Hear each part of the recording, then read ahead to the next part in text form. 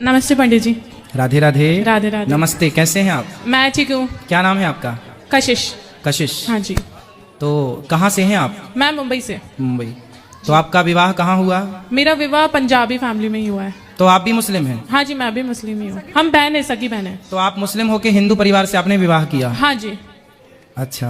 Actually हमारी सारी बहनों ने हिंदू परिवार से करा, भाई ने भी करा। क्यों ऐसा किया आप लोगों ने? महाराज जी माफ करना, पता है हमारे माँ बाप क्या बोलते हैं, जो जिसने हमें पैदा किया ना, वो बोलते हैं हम कृष्ण के वंशज हैं। अच्छा। कैसे? क्योंकि हमारा सरनेम आता है घोंसी। हम लोग जैसे बकरी वगैरह का दूध ये निकालने वाले थे ना, नुके निकाल के बेचते हैं, हाँ, सब हाँ, चीजें, हाँ, हाँ। गाय वगैरह। तो हमको ऐसा बोला गया कि हमको मार मार के मुस्लिम बना गया, हम कृष्ण के ही वंशज रहे ये हैं। तो सही बात है, मान लें सारे मुस्लिम, ये मुस्लिम भाई, ये बात सब हिंदू ही थे, मार मार के मुस्लिम बना दिया गया। बात ठीक कह रही हो आप। अब ये सबको समझाओ आप। मैं तो समझाती हूँ, लेकिन देखो मेरा जहाँ पर मन शांत है वो ये धर्म है। पर मैं बहुत डरती भी हूँ, क्योंकि मैं मेरे मामा को बहुत प्रेम करती हूँ, बट उनसे बहुत डरती हूँ मैं। क्यों? पता नहीं, अजीब सा डर लगता है। मामा से? मामा से क्यों? बहुत डर लगता है, क्योंकि वो ये सब चीज बर्दाश्त ही नहीं कर पाएंगे, बहुत कट्टर है वो मुझसे। अच्छा। हाँ कोई बात नहीं ना, वो देखेंगे, जहाँ दिखेगा तो देख लेंगे, ना दिखेगा तो यहाँ थोड़ी डर है। कोई बात नहीं। यहाँ डर देखो, नहीं है। हिंदू धर्म में यही अच्छाई है कि यहाँ व्यक्ति निडर होके जीता है। निडर है, कोई डर नहीं है यहाँ। आप भी निडर ही रहिएगा।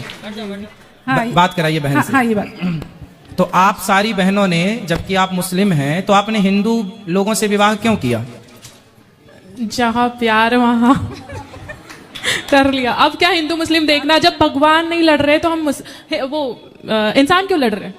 हाँ, इंसानों को नहीं लड़ना चाहिए। जी हाँ। तो फिर आपके माँ बाप ने बोला नहीं कि बेटा तुमने क्या किया, मुस्लिम में ही शादी करना था, आपने हिंदुओं में कर लिया? बोलते हैं बट एक्सेप्ट कर लिया है।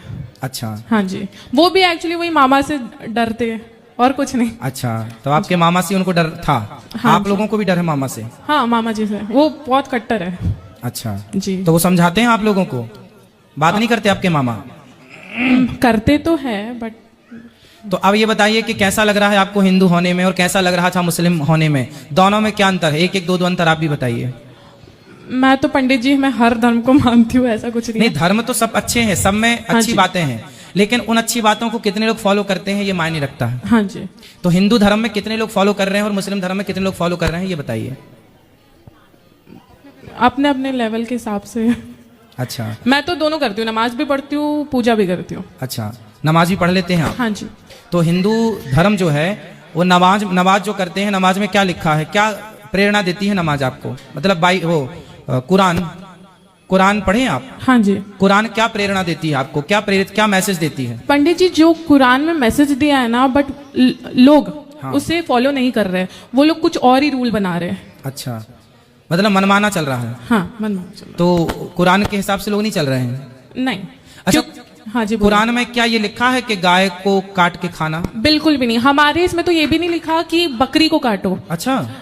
हमारा एक किस्सा है कि एक उनको बोला गया था कि कुर्बानी देने के लिए अपने बच्चे की, तो वो जब कुर्बानी देने गए तो उन्होंने बकरी को रख दिया, बट उन्होंने कुर्बानी देने को नहीं बोला था। हमारे इसमें बिल्कुल नहीं लिखा है कि आप बकरी को, भैंस को, गाय को काटो, बिल्कुल भी नहीं लिखा है। तो फिर क्यों काटते हैं? बट फिर भी काटते, पता नहीं मुझे इसका। मतलब कुरान में लिखा नहीं है कहीं? जी नहीं, बिल्कुल नहीं लिखा है। मैं कुरान शरीफ भी पढ़ती हूँ, बिल्कुल नहीं लिखा है ऐसा कुछ कुरान में। चलो, आपने तो पढ़ा ही है कुरान। हाँ तो उसमें कहीं इजाजत नहीं है। अहिंसा की बात है। एक होती है हिंसा, हिंसा मतलब मारना काटना, अहिंसा मतलब होता है नहीं मारना किसी को। तो हमारे वेदों में तो लिखा है अहिंसा ही परमो धर्म। हाँ जी। मतलब किसी, हमारे यहाँ हिंदू में चींटियों को दाना डालते हैं। मैं आपको बताऊं पंडित जी, गीता में, कुरान में, दोनों सेम है। मतलब जैसे कि सब अच्छी बातें सिखाई है, बट इंसान कुछ और ही फॉलो कर रहा है। उसने कुछ और समझ लिया। हाँ जी। समझना कुछ और, समझाना कुछ और चाह रहे थे सदग्रंथ जी, पर समझ कुछ और लिया। जी, इंसानों की गलती है, ना कि किताबों की। सही है, सही है जी। मैंने अपने हस्बैंड से जब शादी करी है, शादी के बाद हम लोगों ने, हस्बैंड मत बोला करो, पति देव बोला करो। पति देव से जब शादी करी है, हाँ। उस शादी के बाद मतलब हम लोग का ना थोड़ा सा झगड़े भी बहुत होते हैं, बनती भी। तो आपकी तरफ से होता है कि उनकी तरफ से होता है? उनकी तरफ से भी होता है, मेरी तरफ से भी होता है। है। तो फिर आपको मैं एक मंत्र दे सकता हूँ? हाँ जी जरूर। एक उंगली उठाओ, इसे यहां रखो। जब आपके पति कुछ बोले तो आपको क्या करना है? चुप रहना है। सबसे बड़ा मूल मंत्र है गृहस्थी चलाने का, कि जब पत्नी कुछ बोले और आपको बात पसंद ना हो, पति कुछ बोले और वो बात पसंद ना हो, तो अपने आप को उस समय चुप रहिए, चुप रखिए। एक्चुअली होता क्या है कि देखो, अभी आज ही मेरे पास एक मैया आई, वो बोली कि मेरी सास, मेरा पति मुझे बहुत कुछ कहते हैं, बताइए मैं रिप्लाई करूं कि नहीं, उत्तर दूं कि नहीं। तो मैंने उनसे एक बात कही, यदि आपके पति और आपकी सास आपकी बात माने तब तो आपके बोलने से फायदा है, यदि वो ना माने तो बोल के अपनी एनर्जी वेस्ट क्यों करना। फिर आपका एक ही उपाय है कि आप चुप रहिएगा। यदि रिश्ते चलाने हैं तो चुप रहिएगा, और रिश्ते तोड़ने हैं तो बोलिए। फिर वो बोले आप भी बोलिए, फिर रिश्ते तोड़िए, उससे क्या लाभ है। इसलिए एक पक्ष, देखो आग है तो फिर पानी भी चाहिए, सामने वाला क्रोधी है तो फिर आप ठंडे रहो। इसलिए बैलेंस है ना। गाड़ी हम खरीदते हैं तो उस गाड़ी में पेट्रोल डीजल से चलती है, तो वो गाड़ी इंजन गर्म होता है, इसलिए उस गर्म इंजन को ठंडा करने के लिए पानी भी डाला जाता था। पहले तो सिंपल पानी डाला जाता था, अब तो नाना प्रकार के उसमें चीजें आ गई है ना। इंजन में क्या डालते थे, पानी डालते थे ना, तो नीला पीला करके पानी कोई आता रहा, क्या बोलते थे उसको,